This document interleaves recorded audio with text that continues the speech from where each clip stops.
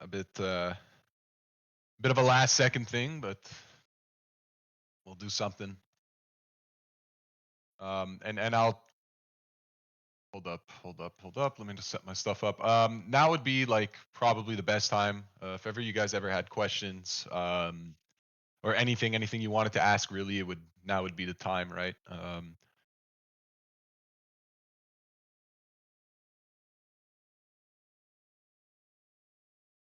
Yeah, we don't usually get too much time to talk alone, so today would be the day. Just setting up my stuff here. We have a lot to talk about from what I can see. Wasn't really able to do any updates this morning, but I'm here now. So, what's up, Mad Will? What's up, Email? What's up, Kevin? Fernando? All right, we got you guys. We got you guys here. Bit of a slow start to the stream, but hey, we don't usually do them on these days, right? So now's your best chance. Am I sizing down these days? Well, I think I've made it clear, right? I think I've made it clear towards the range highs, that I'm not looking to add any exposure until we break the all-time high, right? So again, this is the area I take most caution at. It's a daily and a monthly close here that is very significant for us. So again, I've been a bit reluctant on the trades in the past. I want to say 48 to 72 hours. Ever since that breach into all-time high, or just hundreds of dollars away from it, I've always made that part pretty clear that when we're at the range high, the same way we get very depressed at a range low, or upon like a sudden like fake out of a range low, we tend to get like very pessimistic, very negative, um, you know, about uh, about where price is heading, and we think it can never stop or can never continue. And I tend to be the same with range highs. The thing is that after 6 7 months compression, it can technically become a bit more optimistic, but nonetheless, we keep it the same thing. Nice little deviation out of the range, and back inside it now. So again, not for me to tell you guys to start FOMOing in at all time highs. I think a clean break of it is going to be your best bet. I think it's the one that makes the most sense. Will I start teaching? What do you want me to teach you guys? I mean, today's the day. Like we have a good 30 minutes before Rob joins in. We're about a small group here. We're about 26, 27 people. So right now would be your chance to ask me questions. I don't really have anything planned for the stream. It was originally meant to be a risk management stream, but Rob decided him and I doing a stream together would be the best thing. So that's what we're gonna do. Um, can you show us how to set up and use your pivot plus 200 EMA strat? Yeah, I can. I can. Do we have enough time for it to do it like in a very like comprehensive way? I'm not so sure.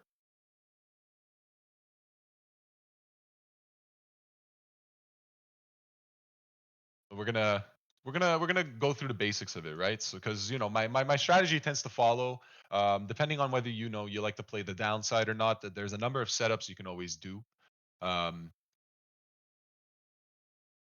And right now we are at one, right? You have the S3 level. This is usually a mean reversion play. It's a trigger and a setup we usually have on our M15. Usually the S3 is usually where we expect the stop runs of those longing at the S1, S2 levels. So usually provides some sort of immediate relief, or some sort of mean reversion bounce that we could play. And again, it's a scalp, so typically it goes quite easily. What you look for first and foremost is an RSI that kind of shows signs of oversold or overextended, and in this case, to the downside, it's quite overextended. So typically, what we usually do when we look for an S3 play, right? This is usually a mean reversion day. It's usually a day where I would say the majority of the day is typically in a risk-off environment, like we're seeing today. A mean reversion play goes something as simple as follows: we spike into the S3 level, we look to make a low, usually a wick, and then we look to close back above it. And in this case, you're kind of getting the scenario that you're looking for. So you get this stab below the S3 level. It's usually a wick. The body of the candle closes above our level, which is a good sign. And usually the way this works is this is a rather tight stop, but usually the wick is the stop, the line and the recovery is the entry, and the targets are usually towards S2 and S1. So usually you're giving up a really small risk because it's a mean reversion, right? It should be fast, it should be quick, it should happen immediately. And in this case, a 0.3% stop loss. It's not enough for me to gauge price movement. So right then and there, I think we need to see another step. Now there are times where you get a deeper dive, a reclaim, and this is usually the valid level of invalidation. But then there are also times where the area is very aggressive, and if you're in a bull environment, the bull market, it's very rare you're going to see S3 levels show up. So a lot of the times what you'll see is a very, very light wick like this, 0.3% tolerance, and price tends to move quickly away into these two levels where we usually exit on a 50% split. So it's usually you wait for the stab below, you look for that low to be invalidated, you look for the reclaim above the S3 level, you look for a close there, a solid one. You might get two tests like this, and usually whenever the invalidation's so thin like this, we usually wait for one more. The downside is we can miss the idea, but the positive side is we don't get stopped out on peanuts. But that's typically an S3 mean reversion play on down days, especially in bull environments. It doesn't stay too long at this level if it's going to do what it needs to do.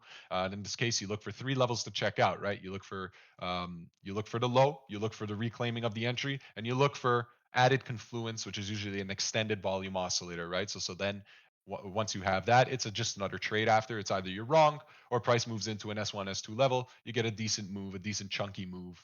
It's not too much, 1.3. Sometimes it's 2 to 3%, but most cases it's going to be 1.5 to 2%. But these are just little technical scalps. They rarely happen, but when they do, they tend to work out. It's just today. Um, I'm expecting maybe a little bit lower of a stab and then a reclaim to give me a real idea of where the mean reversion could be found. But that's just like the gist of it. I'm just showing you a setup I see right away with my eyes as we go along, right? So just keeping that in mind. Hey Rego, can you provide your feedback on TIA? My thoughts are that 4.59 seems like a strong support, and price has been bouncing off of this. Good entry for a long play at this price. I think we need to be careful here, okay, guys? Because again, Bitcoin's at its monthly close. It requires all its momentum. All eyes are on it, and with dominance this high, I think we're going to be on the struggle bus a bit for the alts, and it's just normal. It's a normal process. It's not to say I'm bearish on alts or anything like that. It's just Bitcoin needs the momentum right now, and if it's not going to get any new inflows, it needs to be coming from the rest of the market, right? So as you guys can see, bloodshed across the board. It's to be expected. We're at all-time highs. Dominance is way above 60, way past my targets now. It's at 60%, and this needs to be taken into account when deciding your ideas, right? So I'm going to look at TIA for you just to give you a quick look. I don't know what time frame specifically you want me to take a look at, but we'll take a look at it. And right off the bat, the intraday, without even giving it much thought, and I'll go on the perp just so you guys can see a bigger difference of it. Right now, S1, S2 levels, at least on the intraday, are levels I don't usually like to consider. I usually either like to consider the S3 or the pivot plus 200 EMA reclaim, which is not too far away. I mean, if you have an intraday strategy and you're looking for something here, your best bet here would be to reclaim some serious levels, right? To show some signs of life that a downtrend could be reversed here. And you don't want to bet on the reversal of the downtrend. You want to bet once technically prices establish that. And how do you do that? Typically, price because S1 and S2 are very unreliable for me. What you really want to do is wait for it to pop above like this, come back down to retest this ideal level 4.88, the pivot plus 200 EMA. It should align itself. It should test itself. And if there's any strength or signs of a reversal, it'll continue to move up from here. But on the immediate time frames, right? You're also going to have to look at the fact that, well, look, this is a downtrend, right? On the intraday, it's been downtrending quite hard. So you're going to have to respect that until further notice. So what a lot of people are going to be looking at is this same pivot plus 200 EMA level as a rejection point, right? Now, I'm not typically the type to want to play these. They tend to be very unreliable with my back testing, but they should be respected nonetheless. But when I do look at the intraday, at least the intraday from the very get-go, this has been a downtrend, at least for the past 24, 48 hours. So if we go look at bigger time frames, where are we? Where do we sit? And then I look at this, and it kind of makes me want to puke sometimes. But realistically speaking, you got some lows here that have been established. Now your absolute low in line of the sand here that should be protected at all costs is going to be roughly around this 375 area, right? So unless you have a long in mind that expects much higher over a decent amount of time, while at the same time allowing this low to be traded into as an invalidation point. If you're looking for a long setup that suggests, because this is still a pretty ridiculous downtrend, make no mistake. But if you are looking for this to be the bottom, your 3.75 levels are your levels of invalidation, of course, and your entry really, the timing of the entry, depending on what you're expecting out of this, it really doesn't matter. Because if you start targeting towards 375, you might be getting a bit too greedy because these are the absolute lows, and if the idea is bullish, you shouldn't be getting these prices. But it should be known that if it were to break below this price, then your idea is wrong, right? So again, depends on how you look at TIA. When I look at it on a daily, it doesn't tell me much. It tells me that this could be, quite a long period. It could take quite some time to resolve, but at the very least, you got a low over here. That if this is your bottom, or if you have strong conviction that this is one, you have lows to tag right here. That if it trades down into there, it shouldn't consider your idea invalid, right? So right then and there, that's how I'm seeing it. On the spot chart, it tells me more or less the same thing. If there's going to be a response, it'll be from this level. But for the M15, you don't really have the green light, at least with my system, to long right away. Again, I think it's way more safe to look for 488 to be reclaimed, because then that would suggest that the 200 EMA can be reclaimed. We can use it as a support, and we can walk it up. So right then and there, moving on. What book do I recommend? Free theme. Has anybody in the chat read any of the books that I've recommended? Maybe you guys can share ones that you thought were really good. Right off the bat, I think if you want a book where you read a page a day, you kind of just keep it with you as you wake up every morning, you read one of those pages every day for an entire year. You'll probably like The Daily Stoic. I think it's a great book. Teaches you how to put things into perspective, especially if you're a trader, right? If you're a trader, you can't be upset for too long or euphoric for too long without having to readjust the killer instinct. For what I'm trying to say is, like, you can't be hung up on your emotions and how things are feeling and things that you should have done or things that you couldn't have done.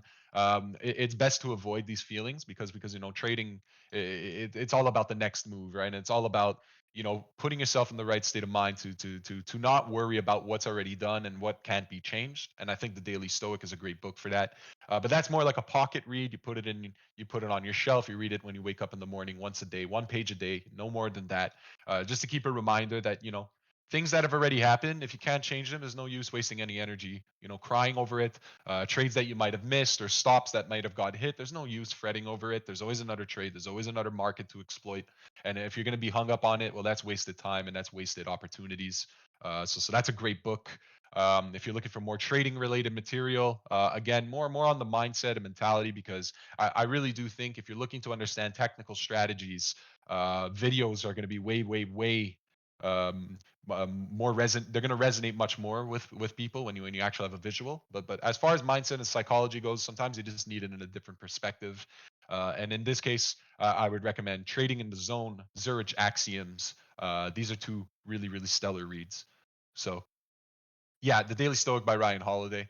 What is the best way to manage risk? This is a very broad question, Dr. Zombie, and I'm going to need a bit more context into what you're trying to explain. Like typically, a trader, depending on the idea, if it's a swing, your tolerance is much larger, and if it's a scalp, well, your tolerance is much smaller, right? Like a scalp should have not so high conviction, whereas a swing needs high conviction in order for it to work out. So the risk is going to vary based on the strategy and style that you're using. If you're a scalper, you need to be able to cut losses quick and hold winners for as long as you can. Now the thing is here, like, in terms of risk, like, what's appropriate. Realistically, the funny thing about risk, right, and it's the same for everybody. It's all mathematics, right? But at the same time, what's not mathematical about it is your own emotions tied to the money that you're risking, right? For someone that's risking 1 to 2% a trade, um, this might not mean much to someone, but someone that can't stand losing their money, it's gonna hurt them a lot. So at the end of the day, first and foremost, if you want me to start discussing risk, you must first understand what are you actually comfortable trading with. Once I understand what you're comfortable trading with, then it's much easier to determine a risk tolerance for you, right? But it should always be arbitrary. It should always be used in terms of percentage, because no matter what number I deal with, no matter what number you deal with, we have a certain percentage that we're comfortable with walking away if the idea is wrong, and a certain percentage we're comfortable walking away with if the idea is right. In this case, for myself personally, when it does come to scalping, I tend to use a 1 to 2% risk and stop loss tolerance. Right now, I've been seeing a lot of things in the group where they'll take a 50x trade, which is completely asinine. But I see the common mistake that a lot of people make here is that they'll see 1 to 2% risk right? And they'll take it as a situation like this, for example, right? Let's say I want a long, I'm Tony Trade, I'm looking for a trade over here, and something I had my eyes on yesterday was Doge, and for example, I wanted to take a setup on the pivot plus 2 inch GMA, right? So my entry is at 0.17, but I'm only willing to lose either 1 to 2% on the overall idea. Now I see most people do this. They'll put their full portfolio or they'll leverage it 10 times, and then they'll think of it as 2% risk in terms of how much price drops, not taking into account what that reflects on your overall portfolio balance. So it's you guys that need to be, a bit more. It needs to be a bit more one-two buckle my shoe. And what do I mean by this is, if you're using 10x the size, right? Then naturally your tolerance is going to be much thinner, right? Because a 2% loss on 10x the size, you do the math, right? It's somewhere around a 20% loss. So it doesn't reflect, your risk tolerance. And I see a lot of people do this. And then there's other situations, right, where someone will just go flat in 1x their portfolio, but their stop loss, right, to invalidate the idea would need to be 4 to 5% long. Well, guys, it's very simple. If you're only risking 1 to 2% on a trade and you need 5% of invalidation on an idea, you need to cut your size in half because it needs to reflect 1 to 2% loss on the portfolio overall, not 1 to 2% loss as a stop loss.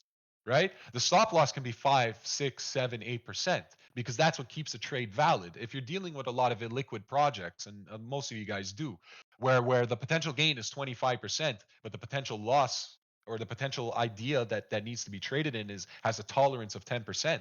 Well, you're going to need to downsize accordingly, right? If you're going in with 1x of your size, right? Let's say your full portfolio is the size you enter with, right? And your stop loss is 10%. Well, you're going to have to reflect, right?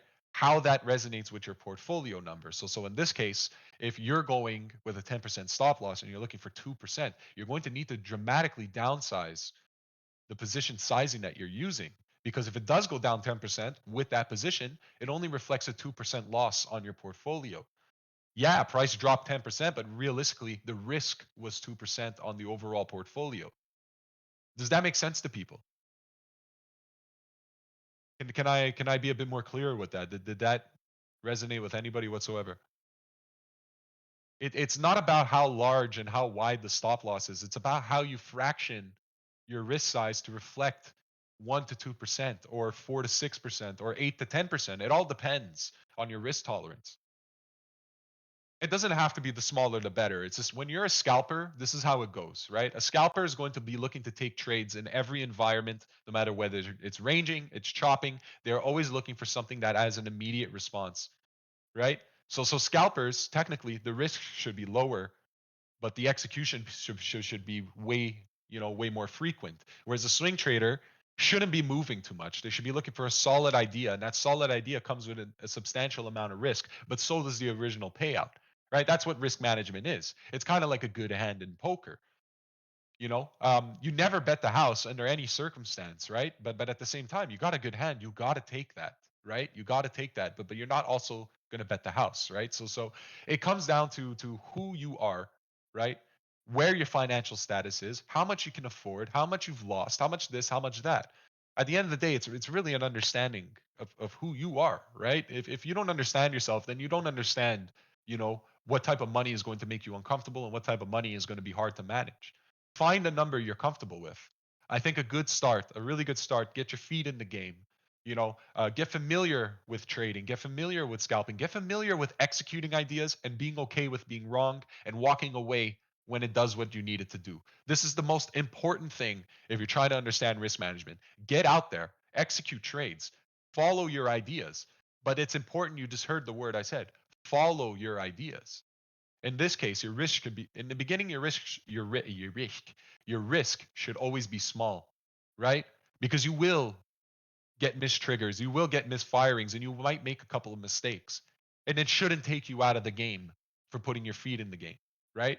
So again, in the beginning, I suggest smaller risk, always smaller risk, and at the same time, not only does it prevent you from substantial losses, and it changes your mindset, right? Because after that, you're in a position where you want to chase, chase, chase. You want to make back what you lost. You need to avoid this at all costs, right? It's one thing to take 3, 4 losses in a row at 1 to 2%. You're just one good trade away from evening out the score, and you're a few good trades away from entering a hot streak. Your mental state is so important when you're risking, because you start to lose too much and you're in a very, very vulnerable state. You start to win too much and you get in a very arrogant state. Either edge of the sword, you're going to make a really, really, really catastrophic mistake. And what's important here is consistency, keeping it consistent, following your data, sticking to the same rules every time, because it's the only way you could spot discrepancies, consistencies, and ways to be more efficient.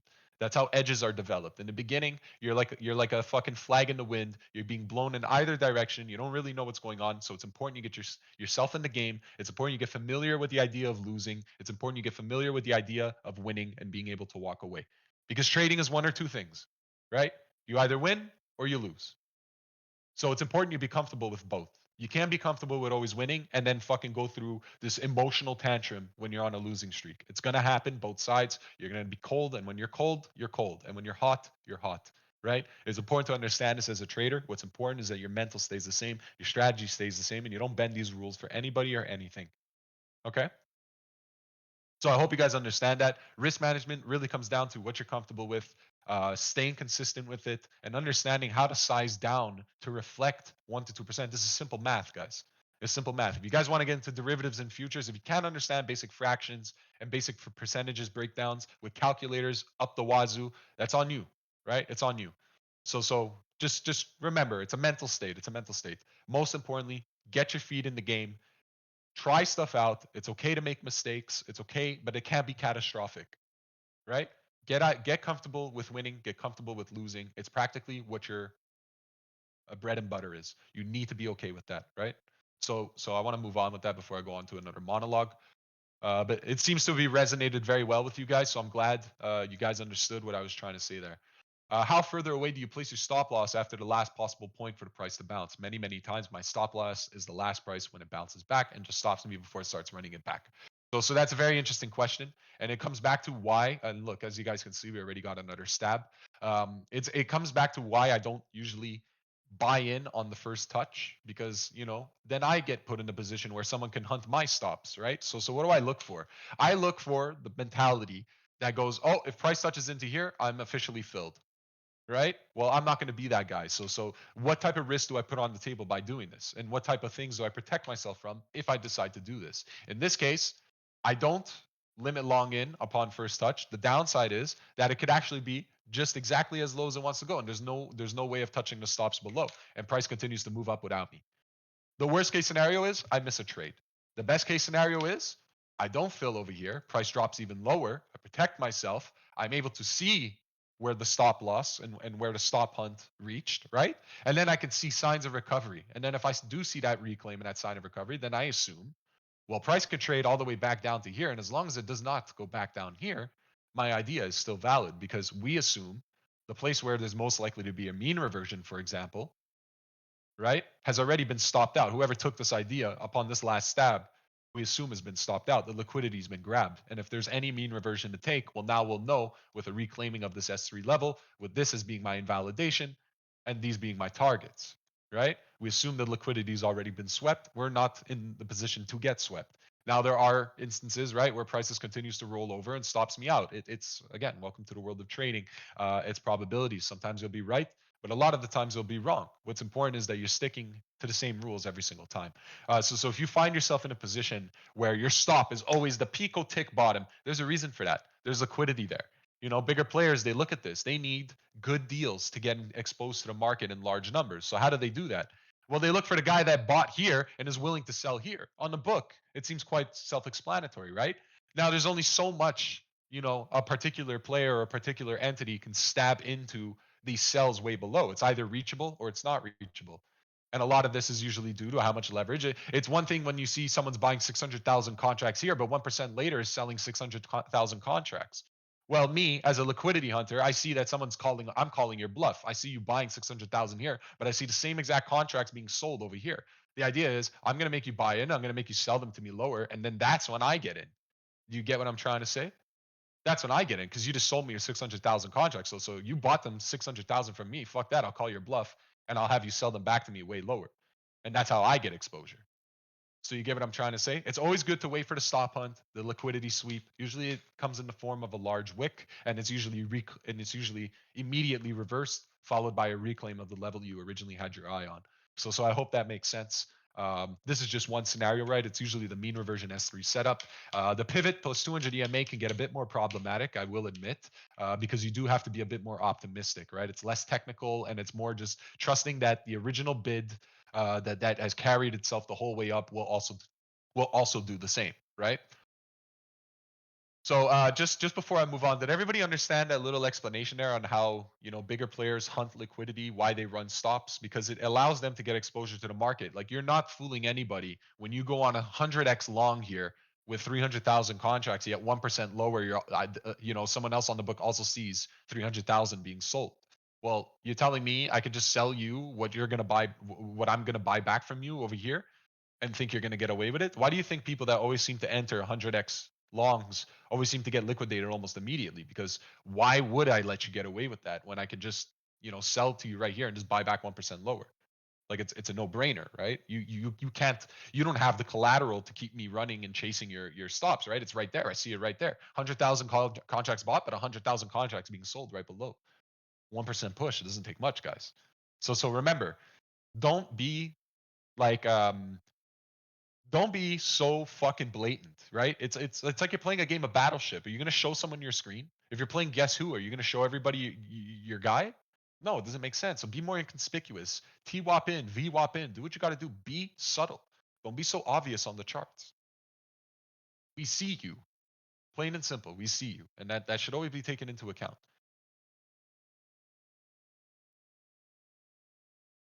I learn a lot from each trade I lose. How much am I willing to pay for each lesson? Precisely that, right? Get familiar with the idea of trading. Get familiar with the idea of buying in, selling out. Get familiar with the idea of executing trades. What's important is that you follow what you're doing, because the second you start to break your rules, then you're going to break your rules for anything. One day you'll get caught on a 10% down candle and you didn't follow your rules. Well, now you're stuck 10% underwater when you could have just admitted your loss at 1 to 2% and live to fight another day. Be put in the position to buy these 10% drops where everybody else may as otherwise be stuck 10% underwater. It's important you follow stuff. When you're wrong, you're wrong. Just get out. Just get out. When you're right, you're right. Give yourself a trailing stop. Do whatever you can to stay in it as long as you can, but never give money back. When you're right, never give money back.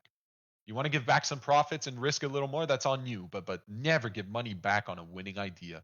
Ever, ever, ever. Right? Stay in that trade as long as you can. Ride it for as long as you can, but never, ever, ever put yourself in a stubborn position where it comes back to entry and you're willing to gamble on that same idea again. Your idea has already worked out. To try it again would be foolish. You might get lucky. You might work out. You might be rewarded for it. But it's not good practice. One day it's going to bite you in the ass and it's going to come at a much more costly opportunity. It's going to cost you so much more. Okay. So it's important you just stick with the same thing day in, day out, because that's how you compound, that's how you grow, and that's how one day 2% moves equal a $20,000 gain. I know in the beginning it sucks to walk away with 40, 60 bucks a day. I know it. I know it. I've been there before. I had to grow just like all of you. But I cannot stress enough. You do that for 3, 4 months, 5 months consistently, and you'll start to see those $20, $40 gains now start becoming $400, $600 gains. And what wouldn't you know if you continue it the same fucking way? The process is the same. It's a 1 to 2% tolerance. Your emotional management of it should relatively stay the same. But the compounding, it gets bigger and greater and stronger, right? Keep that in mind. There he is. Big Woods in the house.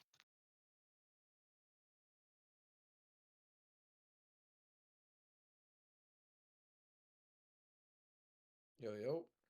Yo, Rob, What's talk up, to me. bro? How you doing? I'm doing all right. I'm doing all right. Got my voice back, so I'm on a monologue here. Yeah, don't sound as bad as you was telling me you were. No, no, no. Yesterday was horrible, but I'm also on Neocitrin and shit. So Okay, okay, good. At least you got some antibiotics and stuff. What's going on, Dusty? How you doing? What's up, Fernando? we're What do you looking at think day, right now, Rob. bro? Fuck. I was answering questions in the chat. I didn't actually have much time to stare at my charts. Monthly close, right? Today. Yeah, monthly close today. So they're trying to spoil the party. They're trying to give us an inside range close, which can be seen as pretty boring. I would have loved to have closed above 71,500, but the way it's looking, back into range. So Yeah, I I would thought we guess. were gonna get like a 72.5 close yesterday. That was kind of atrocious. So what are you targeting now? Like I would assume what, like 67.7. Right now I'm looking to get filled at 70,003, so like right now, basically soon. But I was leaning more towards like 69.4, although 67.7 is that spot. It's just a good spot. It's a spot where we impulsed and broke back up above. It would be a good spot to sweep if we were ever to get it. If we accept below 67.7, I don't know. I don't really like that at all. Yeah, So me I would neither. like a quick wick down there if any. Okay, yeah, I see what you're looking at right here. It's this bulk of liquidity. But I am gonna get filled on my BTC longs here, so I'm hoping for like a intraday bounce back up to 71.4 off these levels. Hopefully, just a little bit of a bounce. Yeah, I agree with you here. Like we run the stops right here, come back above 76.75, and then they'll probably trigger a long for me with this being your invalidations. Yeah, so you're long on the stops of the 76 level. Yeah, that's kind of what I'm like. We took out that price action. If you look in the hourly, that price action to the left before we pushed up to the local highs, we just took that out in the last couple hours. So I'm assuming we'll create a little bit of a bottom here intraday, Yeah, we're a get bit that bounce up oversold. that you got drawn, and then maybe touch the structure break before doing what it does. Yeah, and we have the momentum to suggest the upside. I actually want to take a look at some deltas here. Okay, now we're in the positive, so that's good. There's more buyers than sellers at this level, at least from what I can see. But man, once we start getting to the 73, 74K level, it just becomes absurd. The amount of sellers that are protecting all-time high is insane to me. Like actually insane, bro. I thought Michael Saylor purchasing or announcing how much he's gonna buy and that wick pumping and then us retracing the wick fully was gonna be a free ride to all time high, but Me apparently too. not. Me too, but we have a lot of people longing on perps. Like our funding's still fucking high. Like realistically, every time we've been in this range, the second when you hit the zero point 0.1 premiums, we tend to flush pretty fucking hard. What really sucks about this is that our funding is going up. It's not dropping to like a neutral negative position. I would say when we get back to like like the 0.004 rates, like I'll assume like we're close to a bottom. But yeah, man, it's like we had a lot of people. Long this breakout, and I think they're getting punished now. I'm curious to see where we end up on the monthly close here today because I don't want it to get nasty. Yeah, no, I agree. It could for sure get nasty pretty quickly here. Um, a What else lot you of looking at? alts too getting absolutely wrecked. So alts just getting crucified. Breakout traders absolutely getting torched. Um, Yep, yep. But same I, story like we've had for the past like 3, 4 months since we've created this range back in like like August. when we consider like where like Bitcoin dominance is, it's actually like towards 5860. It's actually increased in one of its most rapid fashions ever, actually. So like to see like a bit of alts just get like a bit battered here, I think it makes sense. I think it makes sense because we do understand that we have capital flow going into one pairing. The one thing that kind of scares me a bit though would be like a USDT dominance rally. Right now, it just seems like capital is rotating into BDC. Maybe a bit getting into Ethereum here. I think they once again got caught trying to rotate a bit too early here, and we have a perfect range on the daily, like literally a perfect range for Ethereum, for example. Yeah, So, big range. but what alts are you really looking at here? I'm looking at Sol. I'm looking at Doge. I'm looking at. I like those. I'm keeping my eye on Sui because it's super strong above this level, which is good to see. And I'm in spot from the other day, so it actually just bounced off of 198 again, which is a really good level to play Sui at. I don't I just can't advise chasing these levels, man. Can't Yeah, I advise know. chasing I know. We're in a tough spot. We're in a tough spot. We don't want to be the FOMO guys, right? Like we all love to be excited. We all want to, wish an all-time high and everything, but at the same time, like our trader brains are telling you to not get ahead of yourself here. Um, there's going to be a clean break, and if there's a clean break, you have the green light to do it. Like, but right now we're in limbo. We're in limbo. We have to wait. A big close coming up. Elections next week. It's going to be a rocky ride. I'll say that much. And I like what's it called? I like APT intraday, but a lot of these are just intraday plays. Like APT had a nice little intro. This is the range you're looking at, right? Yeah, Yeah, that's let me the take range a I'm look looking at it. at, Fernando. We just got front run by a little bit, but hopefully not. APT just got pounced off a nice demand block S3. right here. Yeah, nice S3 Um, level right here. Demand right here. yeah, Yeah, it's a nice nothing too block. crazy. Nothing too That's not crazy. bad. That's not bad. That's not bad. I mean, like, what do you expect? I mean, like, I could expect it to do this, right? Yeah, that's kinda what I'm saying, like, maybe just Yeah. kinda crawl up into the zone before it pops up above, maybe retest 908 before popping back up to 973 intraday, like, we're What just move looking is for that? we broke structure on a lot of these alts yesterday, so a lot of the ranges from yesterday, the lows probably get retested, and then they react on those retests, right? There's probably people piled up looking to short those levels or, uh trapped longs looking to get out maybe. I mean, just a Yeah, lot I of would those like assume. structure breaks across the board is what I'm seeing. Tron is the strongest alt on the in the market right now. Look at this Tron. Very I'm still nice. long Tron. I've been long for like the past week and a half. Oh, this is a good level. Like, this is a good level. Like, obviously, like, if you want like a continuation play here, like, this would be it. No, like, this would be it. That's what I would assume. It just took out the local high right there, so um It. Is this a assuming. price discovery? Am I crazy? Is it impressive? Holy Heck, shit, it I kinda always looks forget. good. No. We're close though. Holy shit, are we close? No, it can't be. It can't Nah. be. Hold on, something's wrong here. Hold on. Yeah, I feel like it went higher than that. Yeah. Something's wrong here. Hold on. Gotta look at like a finance chart or some shit. Finance here. I need like a spot, but no, they wouldn't. Yeah, like a spot charts are probably the best. Don't Damn, have like a man. Coinbase? That's weird. No, this has to be it, right? 2018. Yeah, makes the most sense. Yeah. Is that the top? This is really close to its all-time highs, man. That's actually insane. It has to be it, right? Like it makes sense, right? Because it got listed. Oh Yeah, no, it I doesn't. guess so. I thought it went much higher, but I guess this is probably as high as it went. I don't I know. feel like it did too, though. Like that's what I'm. Um, Yes, there you go. That makes more sense. 38 and 36 made a lot of sense to me. oh, okay, okay. So I not can't not remember though. Yeah, like, that's a one hell of a wick. Holy shit. Yeah, that was during peak bull run. We hit a high of 36 cents. We've never seen that since, but we are in the like where I this is like gotta say too a bad. lot of alts look absolutely atrocious. They do, and it's frightening, right? Because like BDC is back to where it was months ago, and a lot of these alts are way more significantly down. Oh yeah, yeah. Like if you've been holding alts throughout this last year, like it's painful, I'm sure. I It's mean, been painful. I'm holding a lot of utility on chain. I'm holding thankfully I got into a lot of memes when it was high and secured off a lot of them. And I'm getting torched on holding ETH though, don't get me wrong. I bought a lot of ETH at 35, 3600.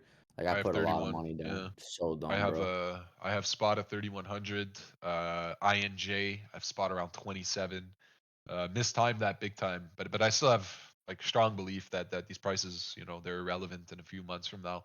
It's just yeah, I've been getting battered too. I got battered on pretty much most of them except for Solana. Solana's the only one that's been doing well for me, really.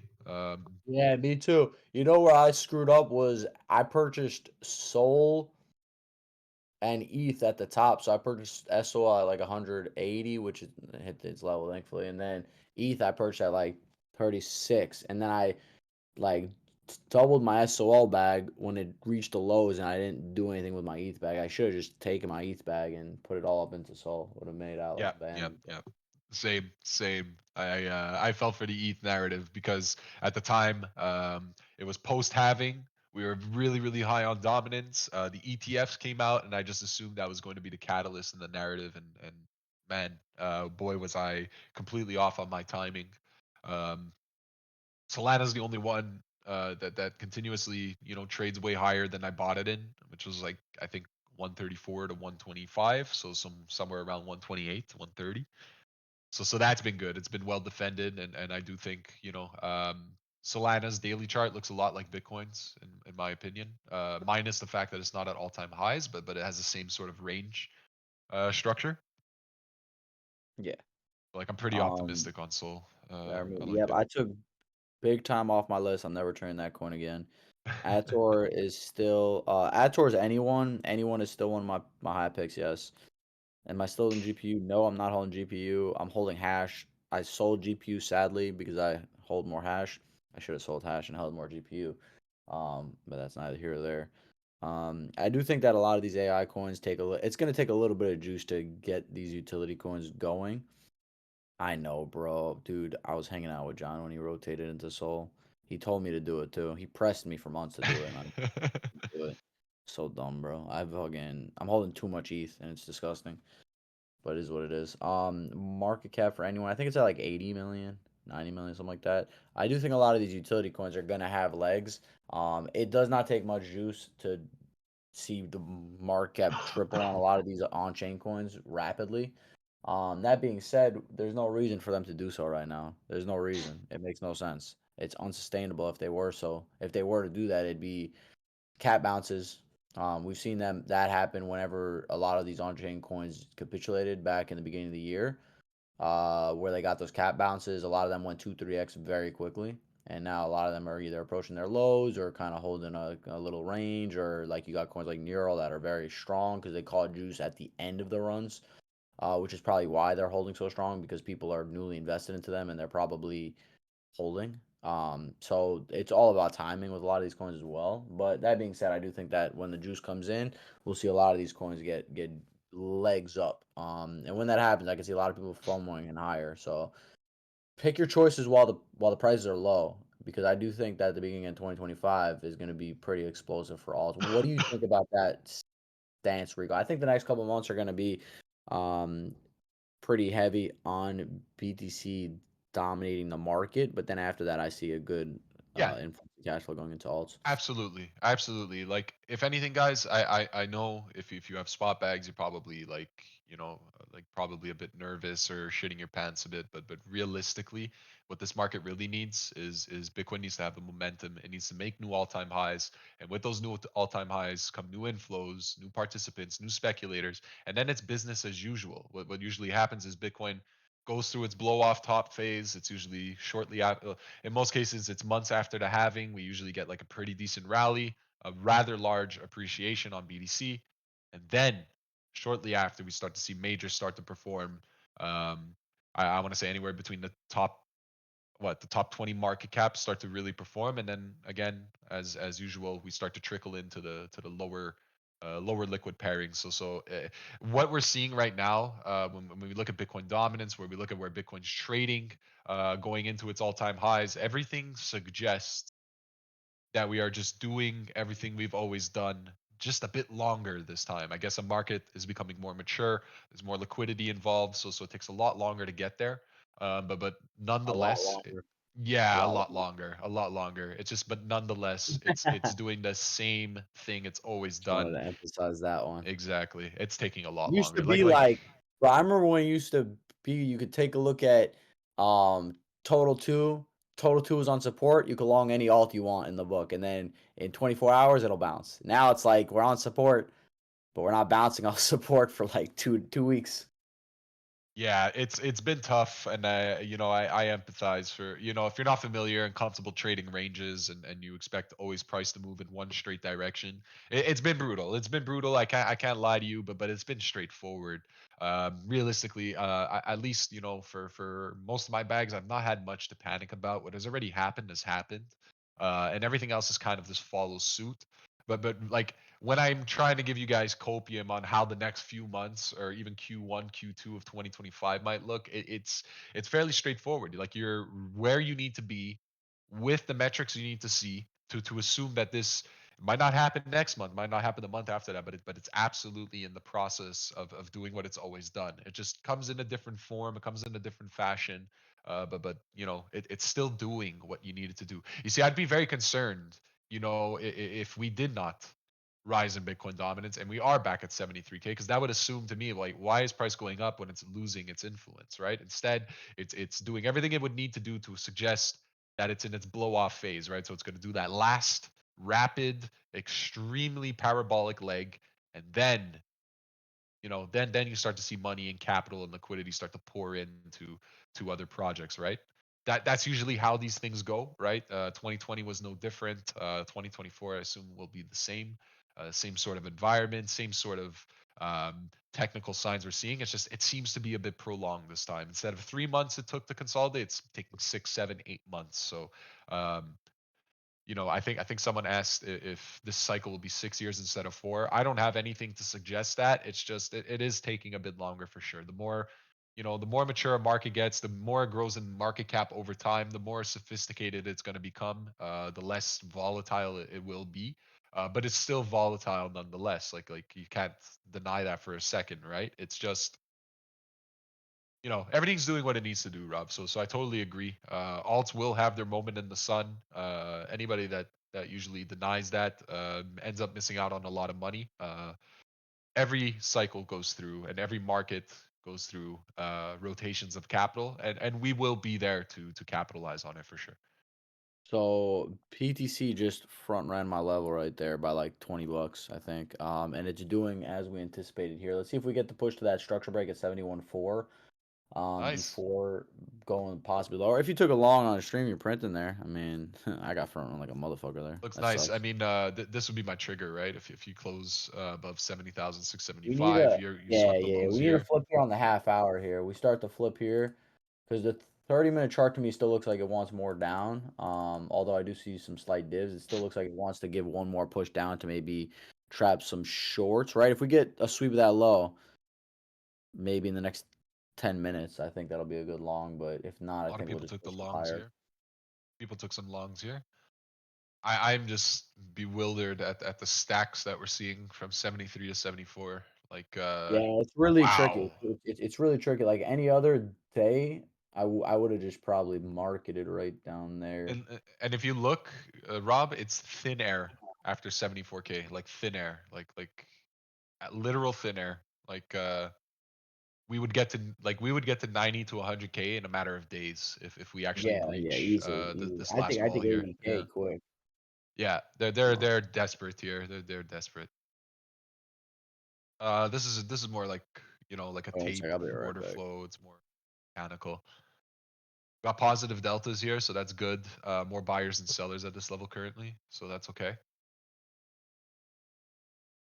Possible war FUD, of course. Reports in the United States indicate that Iran may attack by the end of the week. Oh my god.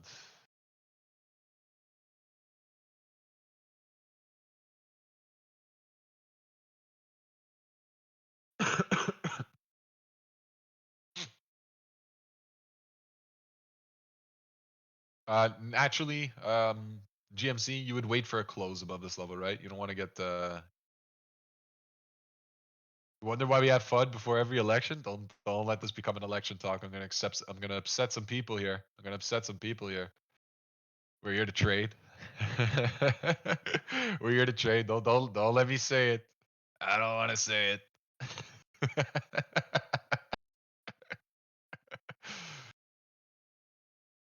Nah, but it's guys, it's gonna be a wacky couple of weeks. I'm most likely ready to assume you won't have your results on Tuesday night. It's gonna be a bit controversial. Everybody's up in flames this time around. So with that will come a lot of emotions and a lot of movement in the markets. Make no mistake. The whole world is watching, as you guys can see. So keep that in mind when you're trading. Expect extreme volatility during these next 2 weeks. Take it like a category 5 warning, right? Mhm, mhm. What up, group? Yeah, good You point, had a yeah. good point last night in our talk about why you like Kamala. Bro, you weren't talking to me. Groot, there's no way you just said that. That sounds exactly like I got Rigo. baited. I got baited so hard by Groot. Nah, but it's gonna be wild, Rob. Are you doing anything for your election night or what? Am I doing anything for election night?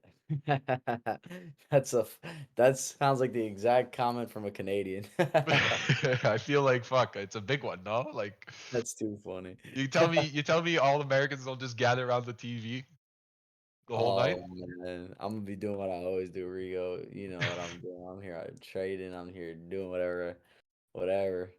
I could care Me less. too, All I man. I care gotta about have is four that. screens open. All I care about is that notification that comes on and says whatever to pump the market. That's all I give a fuck about. Yeah, me too. Me Yeah. too. I'm gonna have it on the big screen, and we're gonna be looking for some narratives that we can snipe. Yeah, I got my That's what we're eyes on looking for. Sui right here Let's take a look. for a little scalp intraday here. I need to take something again. Starting to get congested. All right. Sui. On what time frame, Rob? I'm looking on the 5 minute. 5 minute. Ooh. Yeah, just for like a move up to the highs. I see it. I see it. Bit of a ways to go, but I like a reclaim of 206. I can't lie to you. Starts to go like this, starts to curl back up, probably shuffles, does stupidities. Yeah. I like these equal lows though it made. I really do like that. Yeah, the equal lows at a good level. You gotta assume people got their invalidations up who put their bids down there, so there's a chance that those lows get taken, obviously. But Also, there's also like a consistent, like they can continue to downtrend this, like waterfall it. yeah. And I think that depends a lot on, the strength of the market today. It's not looking nice though. Yeah, I it's will admit, but here we are, like getting a bit like anxious while Bitcoin is literally above $70,000, right? So, um, actually I'm gonna keep my bids up. I can't stop, I'm gonna keep them up.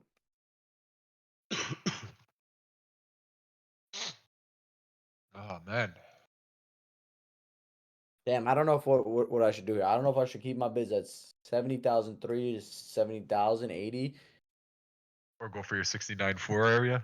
Yeah, it could I go don't know, one of man. two ways. Like it could go one of two I don't ways know, here. man. It looks like they're trying to nuke us back into the range. They want this to be another range. I don't know, man. I don't know. Monthly close, it gets pretty dicey here. I hate I hate getting baited into long setups this high up. Dude, if we get like a rejection below this range again, I could see us moving down straight to 64,000. That's like my Yeah, wild like scenario. yeah, that's where my 200 EMA is. That's the top of my, like my bulk range lows. I mean, I'm not counting on it. Like I would expect 67,700 to be like the mid-range, flipping level, and I would Yeah, expect that that's holds. sweep. That's where people took their breakout longs. That's the only breakout long that they got That's rewarded it. on. So That's I it. could So see that getting taken out before something, but yeah, like on the daily right now, it's like there's still a lot of time before the daily close. Like for all we know, we could just usurp and be back above 71,500 by the end of the day. But as far as things stands, like we are definitely trading back into the range. So again, not too crazy to assume maybe the mid range might be next. But I do think we get one more retest towards 71,400, and if we are really breaking back down into the range, we will reject from there. So I'm going to assume there's going to be some relief towards the end of the day, and that will make our decision. But this monthly close, make no mistake, they're trying to cheat our monthly close. It's normal. yeah, hardcore. Yeah, trying to make another Yeah. inside candle, which would be pretty lame. If I'm being honest with you, that would be pretty lame to me. I see some limits popping up above 70,000 still, so I'm still kind of I still feel like if we get a sweep soon, it'll react for a move back up to 71.4, but Nice deltas here. I can't hate on the deltas here. We're at a pretty decent surplus also, if here. you look at ETH compared to PTC, the structure is not necessarily the same when it comes to structure. Let's say like on the hourly, but ETH made damn, that's crazy that ETH printed the higher high there, and PTC could. Uh-huh. Bro, I really thought we would print a higher high on PTC with this last push up. ETH Me was able to too. do it. Bro, how is ETH able to do that and BTC wasn't? That's crazy. Because it's down way fucking lower. Dude, that's insanity. Bro, look at the structure of ETH compared to BTC on the hourly. The hourly? Yeah, let's take a look. Dude, the whole time we're in an uptrend for BTC, and then we print a lower high, and then ETH prints a higher high. Dude, that was a free short. That was a free short, man. Yeah, a small little discrepancy here. And That look was how a free. convincing I that candle cannot looked too. believe I What a shorted ETH fucking 2 days too early, dude. That's so fucked. ah man, shorts are hard to time. I will give it to you. Like They've been I try hard to though. avoid them as much as I can just because it always seems like even if your idea is right, like for whatever reason, it's like the second you decide to not take it or the second you decide to take it, it either runs your stop and then does what it does or you miss it entirely. I've had bad traumatic experiences with shorting. I'm not even gonna lie to you. It's just the idea is right. It's mostly right. It's just the timing of it and the slippage of it is just it's so fucked, man. It's so Yeah, fucked. yeah, the slippage is disgusting. Oh man, sometimes it's really really dirty. But man, ETH is in a range here, man. It's like it can't get any cleaner than this. Like I don't know, man. I don't know what to tell you. Yeah, I mean, even over here, like the place is trading out right now, it should kind of look to hold around 25, 25. Like that should be a pretty good hold Yeah, right right here. here. The mid. This is what I would consider the mid range level, right? Like Yeah, this is where mid it touches range. the most. And if it But doesn't it's want to flip literally, here, dude, every single time it tries to flip this level, it always fucking fails. yeah, Fucking yep. crazy. That's why the mid range is just some of the worst. It's some of the least reliable trades, which is why I was shocked that the mid range flip over here actually ended up working on BDC. That's why I was kind of convinced that we were actually making a breakout here. It's just they always make it look so convincing until it's not. Oh, here, I might get refilled on BTC. I'm gonna place those BTC bids back up. The Minion voter access terminals are down nationwide, and they don't know how to fix them. Dude, I swear, Aha! if I place up these limits and they run straight through them, I'm gonna be so fucking pissed. Shorting ARB over here. Let me see why. Ugh. Like any other alt, bro. Fucking hell, man. Like, I think it's just everything was a free short yesterday, and I just didn't fucking capitalize. I can't risk taking a short here. This is kind of crazy if you're looking to take a short on some alts. Not all of them, but some alts coming into bounce levels right here. We could I mean, get like, what good would be like the target like this? Like, if that's you're what I'm if you're short from saying. That's here, crazy. like, would you wait? Like, probably for like the retest, right? I just doesn't look natural to me. I don't know. Like, it's Wow. FTM got rolled over. Abe got FTM. rolled over. Tau gets ragdolled every time. Near, Yeah, a yeah, lot of all these these things are getting everything's smoked. getting fucked. A lot of these things are getting smoked here. It's And I mean, it's not to be PTCD is strong, so it's not like it's out of nowhere. It's happening because this thing is a beast. how's holding its lows over here, right? That's pretty interesting. But how does the overall structure look? Ooh, I don't.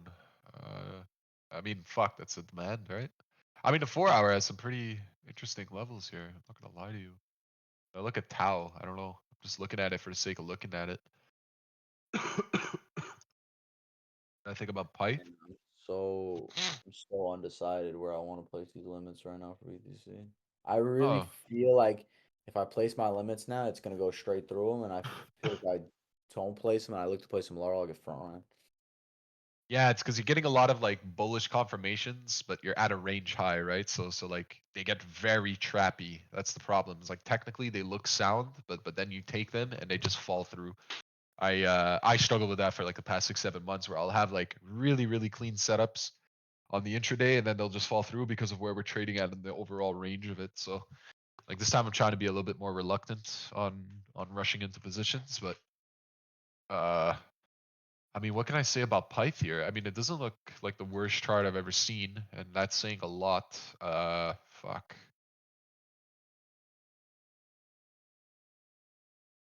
I mean the 15 minute, right? I assume the 200 EMA gets defended. You have this wick over here, pretty clear inval.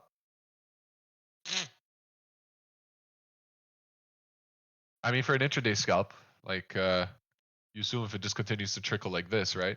Could have a pretty large impulse.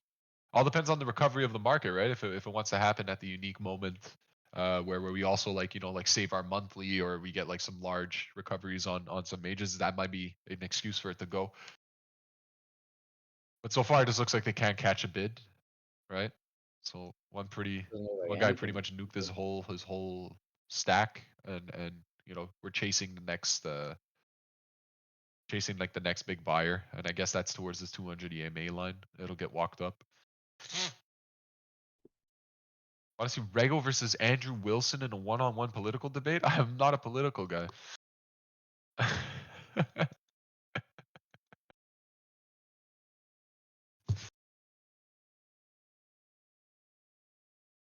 What else do we have, Rob? Um, just looking at BTC right now. I got nothing else on my radar, man.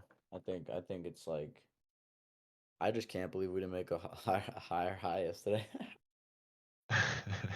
I You really got thought they were baited. gonna give us a fucking. I thought they were gonna give it to us. I got I know, so I know, baited. I know, I know. Me too. I feel like we all got a bit baited, right? Like that's normal. That's normal. We want to be optimistic. We want to so bad, you know.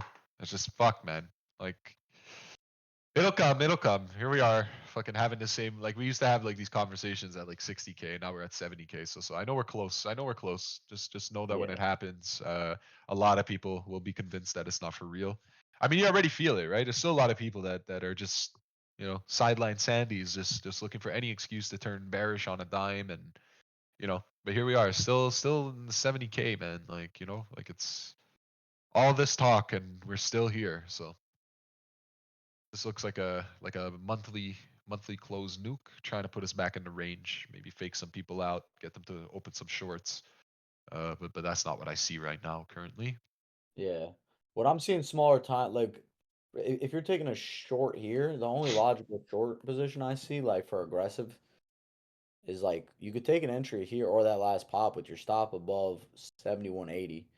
But I think there's more like if you're targeting a move down, you're targeting to like 69.5 basically because we got support right here. And I would say those flat candle lows by 69.450 should get swept out. I'm looking at the 30 minute. So I just don't think the returns even there for a short here because I feel like we'll bounce soon, but that's like oh, Like I think that's fair. I so think I we're think on at the daily has a very straightforward short setup for you. Like look, now that we've fallen back into the range, your short setup can look something like this, right? Back towards 71,400. You use these highs as your invalidation zone, right? So the last known high that Bitcoin has is your invalidation. Like you take a small haircut. The best case scenario is you get to buy back at the bottom of the range, and the worst case scenario is you take a 4 to 5% haircut on an idea and you capitulate and buy back in. I think it's the most straightforward it's ever been when you're looking at a range high. Um, but if I look at like smaller time frames, I would assume the next best short. If you're actually going to assume this breaks down from the range high back into the middle of the range, then you either look for 71.4 to reject. This could take some time. Could do something like this. This will walk down. You get your pop. It'll be inefficient, and it'll continue to go back down. Like that's how it should look if you're getting a range breakdown here, or I'm sorry, a range high rejection. It should look something like that. Like you should get the retest. People should be quite optimistic. It should look to reject as this comes down, and then continues to do that. It would be a change in trend. So I would wait for the 200 EMA retest. What do you-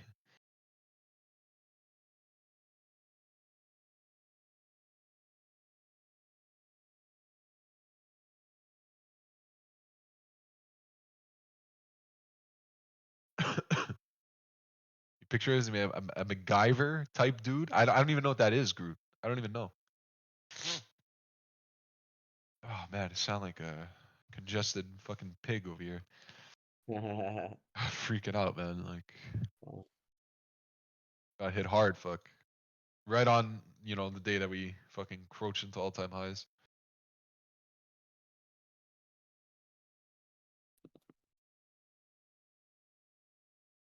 2 seconds here, boys and girls.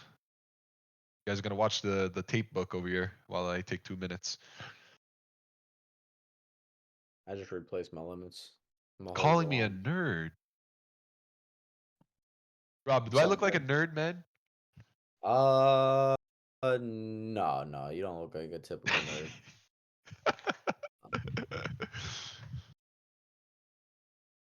No. I would say if you had glasses on, then maybe. What? And that comes from a person that wears glasses.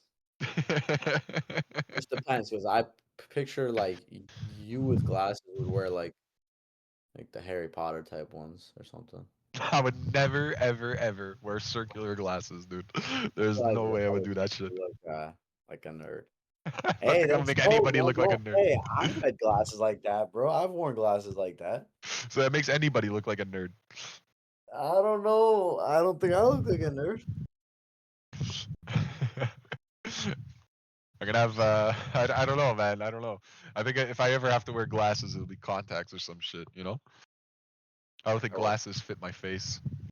Fuck that. yes, I can't be asked to wear glasses, man. Rob with glasses. That must be interesting. That must be an interesting sight. You never see me with glasses? No, no, no, no. I don't think Ah, so. interesting. Not unless they were like sunglasses or something, which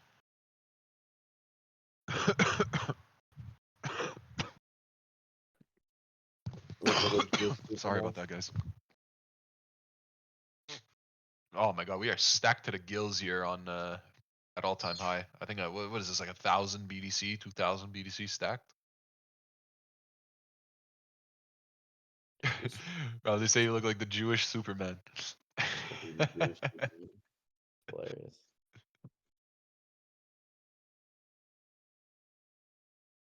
I mean, fuck. I like ETH the way it's responding. It might actually bounce from here.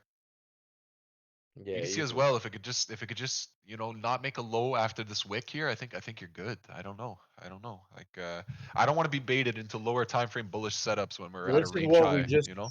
like. This is the scenario that we spoke about half an hour ago, where my limits got front run, and we should have retested structure break on that pop, but we didn't. We rejected like initial form supply down here on the lower time frame. So now, like either we're gonna push down towards 68s, or we should be holding on a sweep of these lows because people got long there. We popped for like 700%, so they probably moved their stops up or whatever, whatever, and now it's coming back down to take those positions out. Probably get some more liquidations and look to test psychological support at 70K. Hopefully. Hopefully. We're in a tricky spot here for the intraday plays. We really are. Like experienced or not, it's this is the waiting room. We call this the all-time high waiting room. Like can't really make too much hasty decisions. Could cost us a really good moment. You know.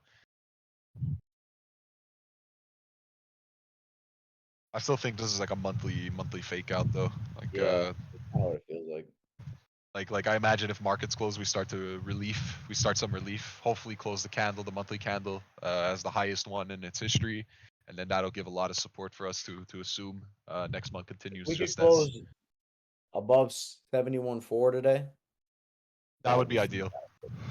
That would be fantastic. ideal. That's the line I have too. I would love to close above that. Um, but man, if we go to retest that and we reject it, it's gonna look like bad news bears. Unfortunately, we're stuck playing the range yet again as the highest RR trade. Um, but we will have our moment again. Dominance at 60%. You can't ask for better than that. You can't ask for better than that. Like all the metrics suggest that if it's going for an all-time high push, it has everything to support it. Now we just need to get rid of these all-time high sellers, and the rest is history. Like I said, after 75K, it's thin air. It's thin air till about 95, 100K, and then by then, I assume most people are so excited, nobody's willing to press that sell button, and then you know it becomes less problematic. It becomes more thin air the higher you go. So,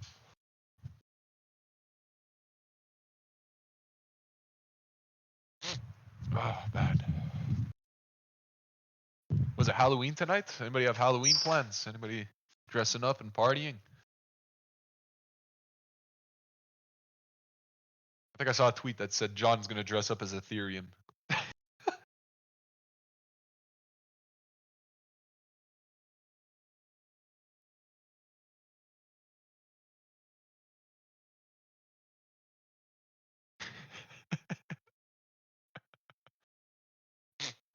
Oh man,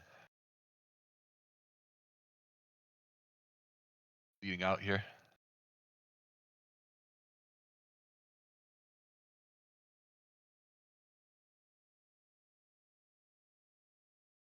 Martin, hunt the baddies for us married men, my friend.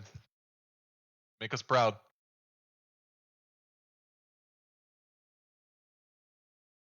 I'm back. Yeah, guys, reminder at my funeral, just dress up as Ethereum so you guys could let me down one last time, you know? Man, ETH sucks. ETH really is the shitter of this cycle so far. It really Dude, is. All eyes on Sol. It's stolen so much of its market cap. So much more of its market cap. It's insane when you really look at it. uh, I want a long Suey so bad. You want a long Sui so bad? Yeah, man. I just want to feel something. Oh, you'll feel Like, something, all right. I feel Probably like not the feeling you're looking for, but you'll feel I know what something. I'm looking for. Yeah, looks I like a mean, this is little the. deviation, lower time frame. I mean, you look at it both ways, right? On the daily, it's like this is where you would expect the bearish retest. If anybody's defending a bearish breakdown here, it would look like this. So expect them to like run into issues here. But you pop back above this, I think, man, this could continue. But don't like fading light, you know? I don't like fading him, man. Very rare he posts, and when he does, it's not usually a good sign. I'll tell you But you guys what. caught a really nice move. Yeah, I faded him 2 days ago when Mikhail posted his limit and sniped a fat bag. Thankfully, Yeah, that shit was yeah. It beautiful. Dude, he got like a was a nice recovery, yeah. 25% move. Yeah. Is he still long it? He moved stops up. He Okay, probably fair took off. enough. I took half my stuff off. I put a big bag on Sui the other day. I like the chart though. I'm not gonna lie to you. Like, I actually like the chart. Like, what does it even do? Do we Shit, know? fuck, bro. I could tell you. I can't even tell you, dude. I don't know what half of these coins do. I don't know what majority of these coins do. Welcome to being 4 or 5 years in the game, Rob. It's just Yeah, too for real. many things, man. It's Just about too many charts for things. me, dude. I don't even give a fuck about none of this. Oh, I just care about making money. Nice buyer here. Nice buyer here on Coinbase. Who's this? No, don't tell me that. Not yet. I mean, he's at 70K, and I'm Okay. grouping in the hundreds. Some pretty stacked on Binance. This is a positive delta here of almost like an 800 difference. So again, like there are more buyers than sellers at this part. Believe it or not, there are more buyers than sellers where we're trading now. But towards 73, 74,000, it gets to like minus 3K, right? So that's a bad delta to have. Definitely more sellers than buyers at all time high. There's no doubt about it. Currently, right? But that only lasts so long when it comes to BDC. You know, supply is scarce. They can only sell so much all the time. So that's a dynamic. There's a lot of volume at these levels, like a lot of volume. How are Bitfinex longs doing? Any signs of anything? Not currently. We haven't bit yet. What do our funding rates look like? What do our liquidation levels look like? There's a lot to look at here right now. Liquidation heat map. All right, we got some licks towards 70K. Yeah, coming up. Towards 70K and licks towards 71,450. So these are going to be the two levels we can dice out in the same 4 hour period. Honestly, guys, could be at 71.4 and then could be back at 70K in no time. My guess is we wick into 70K, we grab them, and then we go hunt 71.4 before the end of the day, and then we determine how this monthly close looks.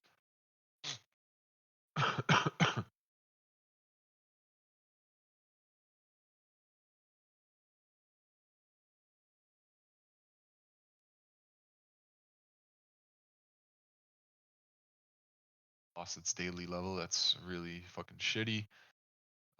What's another thing I was looking at? I think it was Popcat, right? I was in a mood. Popcat once upon a time. That still looks really nice to me. I'm not gonna lie to you. Yeah, I'm looking at Popcat at like 350 or 152, 152, 148, something like that. 152, Yeah, yeah, 148. yeah, yeah. I see you. I see you right here. I see you. Oh, this looks way more good on the daily, but on the 4 hour, I definitely see what you're looking at. You're looking at this little cluster here. Yeah, yeah. I mean, It, that it would be a was place to defend. That makes a lot of sense. A place to defend. it's a good spot to place a limit, in my opinion. I feel like if you put a limit order for a lot of these alts, man, I feel like you put like some loose limits. I think you're gonna come to nice fills after the weekend or something. Yeah, I just need to be a bit patient. I need to be a bit patient. Allow prices to retest. I mean, when's the last time it touched this 200 EMA, right? Over a month ago. So we Oh, assume. just looking at every chart, just feels like even if we were to hold here and bounce up 3, 4%, I feel like it'll just move back down after that anyway, and then chop back up and chop back down. I I agree. don't know. I I don't know. agree. I agree. We're in a very, very I like to call it a GD area. We're in a very GD area. It's I'm looking at Doge as well. Looks really good. I have my limit order at 56.48 for it. I've had that up for like a couple days now. where did you say on Doge? 50. 56.50. 15.650, sorry. Okay, yeah. Yeah, that makes sense right here. Yeah. I have the same Yeah. same setup. I have two setups actually. I have either we get the mean reversion at the S3 here, which would be like a really, really strong stop hunt, or we pop back above, we do a little shuffle, shake and bake, and then we send back above. Like it's either I'm relonging 17-cent reclaim or 15.7, like you said. I think that makes the most sense. Or 15.6. Yeah, I like what you have. Yeah, we have both have the same ideas on that. That makes total I think sense either with way you're me. looking at that thing's going to 20 cents. Or Yeah, yeah, yeah. Same, same, same. Uh, looks really nice. This daily structure is beautiful, guys. By the way, perfect 200 EMA flip retest. Big impulse takes out all its highs. Now it's currently fighting over here. If it's bullish, it's probably going to look something like this.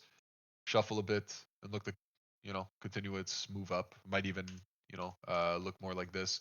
Bleeds out, bleeds out, bleeds out, all the way into this. Starts to move up like that. It could very easily look like that, but this chart is rather strong. I can't lie to you. One of the yeah, better very, looking very pairings. strong. Yeah, Like yeah. if it were to hold here, it probably just moves to 20 cents soon. That's what I I'm want. also looking at whiff at around 237. I don't know if you still have some analysis on Doge. Yeah, let's take a look because I barely take a look at whiff actually. I always forget about it.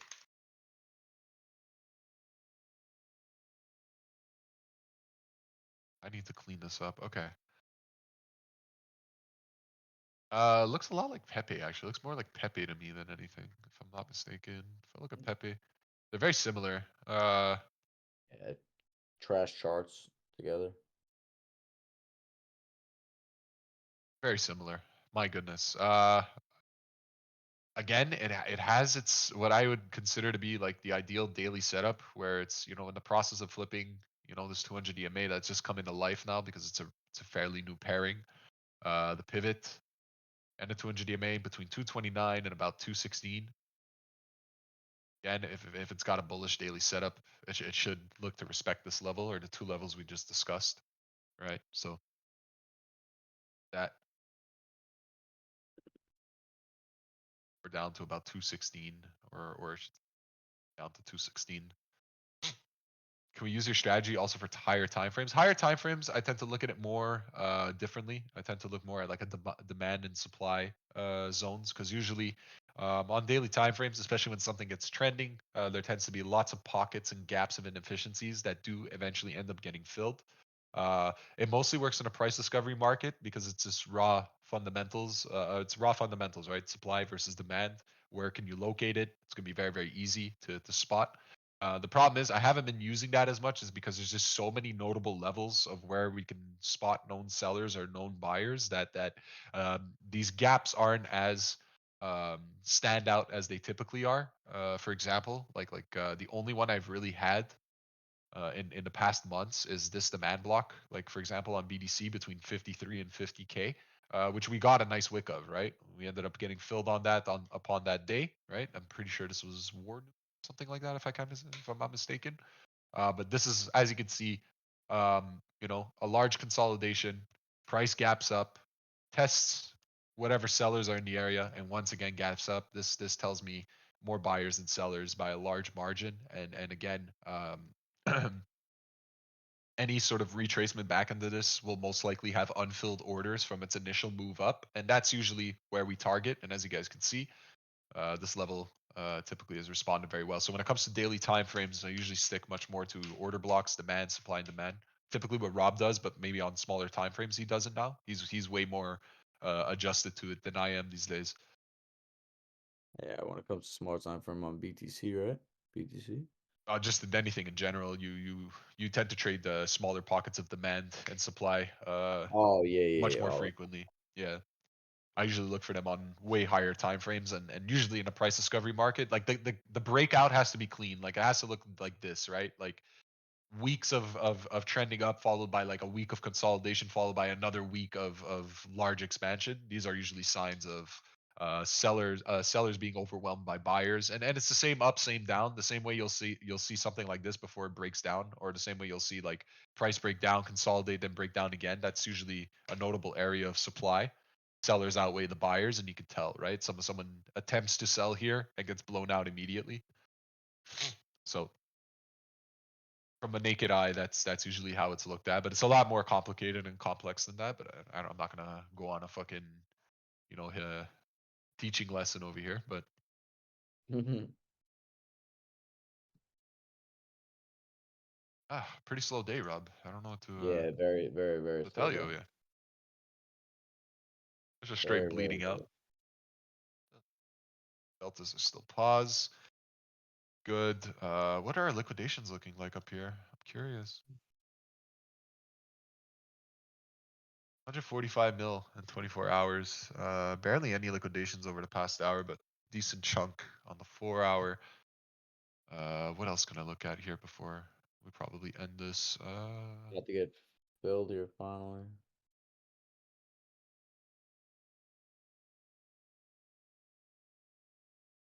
The fuck? Okay. Uh,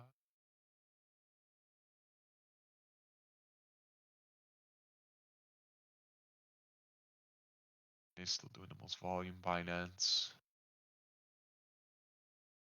E. That's interesting. There's no giveaways here today. That's for sure. There's definitely no giveaways. More market participants are short than they are long, so that's very interesting to me. More sellers than buyers, especially on the perp side of things. That's interesting considering the rates. Straight up bleeding out, taking out this wick. No follow through so far, guys.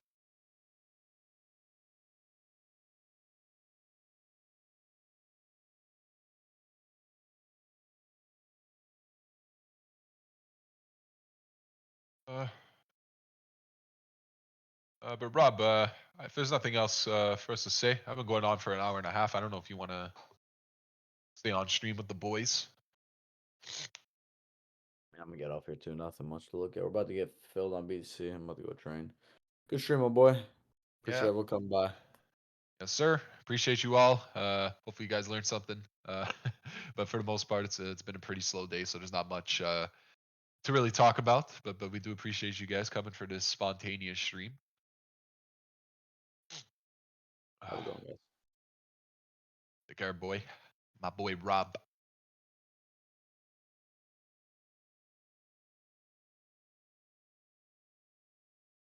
Yeah, let's hope I feel better, fuck, because we got a rowdy stream tomorrow with Pocky. You guys know, you guys already know. 10 o'clock. We might even start a bit earlier, 9:30 for New York Open. Obviously, you don't want to miss that one. But yeah. I'll be discussing my full Kamala Harris views tomorrow.